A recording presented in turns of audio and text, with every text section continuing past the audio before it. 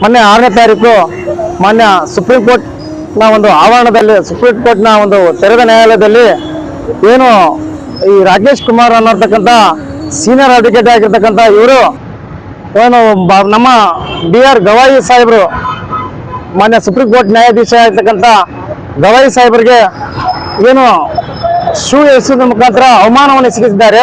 ಈ ಅವಮಾನವನ್ನು ನಮ್ಮ ಸಂವಿಧಾನಕ್ಕೆ ಅವಮಾನ ಮಾಡಿರ್ತಕ್ಕಂಥ ಕೃತ್ಯ ಆಗಿರ್ತಕ್ಕಂಥ ಒಂದು ಕೆಲಸ, ಹಾಗೂ ಸಂವಿಧಾನ ಅಂದ್ರೆ ಇಡೀ ದೇಶಕ್ಕೆ ಒಂದು ಅವಮಾನವಾಗಿರ್ತಕ್ಕಂಥ ಘಟನೆ ಇದು.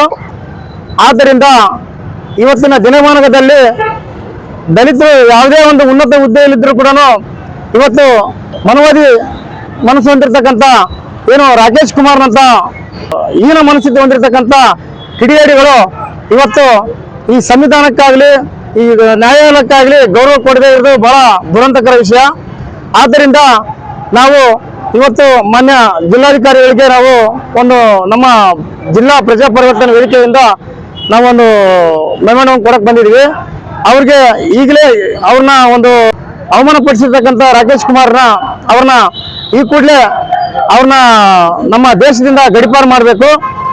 ತದನಂತರ ಅವರ ಒಂದು ಆಸ್ತಿ ಇರ್ತಕ್ಕಂಥ ಆಸ್ತಿಗಳನ್ನ ಮುಟ್ಟುಗೋಲು ಹಾಕೋಬೇಕು. ಅದೇ ನಂತರ ಅವರ ಪೌರತ್ವ, ಪ್ರಮುಖವಾಗಿ ಅವರ ಪೌರತ್ವವನ್ನ ರದ್ದುಪಡಿಸಬೇಕು ಹಾಗೂ ಈ ದೇಶದಿಂದ ಗಡಿಪಾರು ಮಾಡಬೇಕು. ಇಲ್ಲದಿದ್ದರೆ ಮುಂದಿನ ದಿನಗಳಲ್ಲಿ ಇನ್ನು ಹೆಚ್ಚಿನ ಮಟ್ಟದಲ್ಲಿ ಹೋರಾಟ ಮಾಡ್ತಾ ನಾವು ಅವರು ಗಡಿಪಾರು ಆಗೋವರೆಗೂ ನಾವು ರಾಜ್ಯಾದ್ಯಂತ ಹೋರಾಟ ಮಾಡ್ತೀವಿ ಅಂತ ಈ ಮೂಲಕ ನಾನು ಹೇಳ್ತೀನಿ ಬಂದಿದ್ದೆ. ಇವತ್ತು ಏನು ಪ್ರಜಾ ಪರಿವರ್ತನಾ ವೇದಿಕೆಯಿಂದ ಇವತ್ತು ಬಳ್ಳಾರಿಯಲ್ಲಿ ಏನು ಒಂದು ಹೋರಾಟ ಮಾಡ್ತಾ ಇದೀವಿ.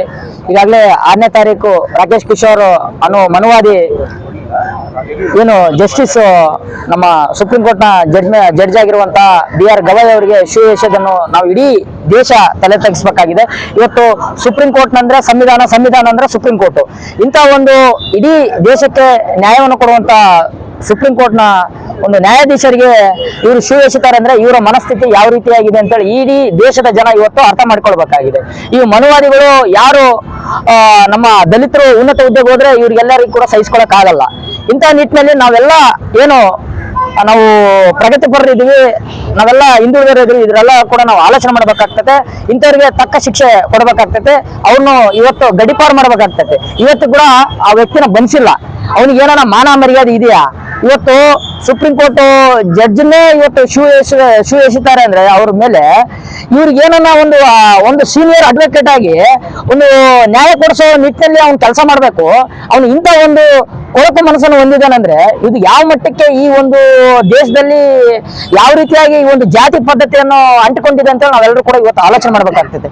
ಆ ನಿಟ್ಟಿನಲ್ಲಿ ಇವತ್ತು ಕೇಂದ್ರ ಸರ್ಕಾರ ಅವನ ಮೇಲೆ ಕಟ್ಟುನಿಟ್ಟಿನ ಕ್ರಮ ತಗೋಬೇಕು, ಗಡಿಪಾರು ಮಾಡಬೇಕು, ಗಲ್ಲು ಶಿಕ್ಷೆಗೆ ಒಳಪಡಿಸಬೇಕು. ಇಲ್ಲ ಆದ್ರೆ ಇಡೀ ಬೇರೆ ಈ ಏನು ಇಡೀ ದೇಶದಲ್ಲಿ ಇವತ್ತು ಈ ಪ್ರತಿಭಟನೆಗಳು ಆಗ್ತದೆ, ಇದಕ್ಕೆ ಕಾರಣ ಕೇಂದ್ರ ಸರ್ಕಾರ ಆಗ್ತೈತೆ. ಕೇಂದ್ರ ಸರ್ಕಾರಕ್ಕೆ ಕೆಟ್ಟ ಹೆಸರಾಗಬೇಕಾದ್ರೆ ಈ ಕೂಡಲೇ ಅವನು ಗಡಿಪಾರು ಮಾಡಬೇಕು, ಏನು ಗಲ್ಲು ಶಿಕ್ಷೆಗೆ ಅವನ್ನ ಒಳಪಡಿಸ್ಬೇಕು. ಯಾಕಂದ್ರೆ ಬೇರೆ ಬರೋರು ಕೂಡ ಈ ತರ ಘಟನೆಗಳು ನಡಿಬಾರ್ದಂದ್ರೆ ಅಂತವರಿಗೆ ತಕ್ಕ ಶಿಕ್ಷೆ, ತಕ್ಕ ಪಾಠ ಕಲಿಸಿದ್ರೆ ಮಾತ್ರ ಇಡೀ ದೇಶಕ್ಕೆ, ಸಂವಿಧಾನಕ್ಕೆ ನೀವು ಕೇಂದ್ರ ಸರ್ಕಾರ ಗೌರವ ಕೊಟ್ಟಂಗ ಆಗ್ತದೆ ಅಂತೇಳಿ ಈ ದೇಶದ ಪ್ರಧಾನಮಂತ್ರಿಯವರಿಗೆ, ಏನು ಗೃಹ ಮಂತ್ರಿ ಅಮಿತ್ ಶಾ ಅವರಿಗೆ ಈ ಮೂಲಕ ನಾವು ಆಗ್ರಹ ಮಾಡ್ತಾ ಇದ್ದೀವಿ.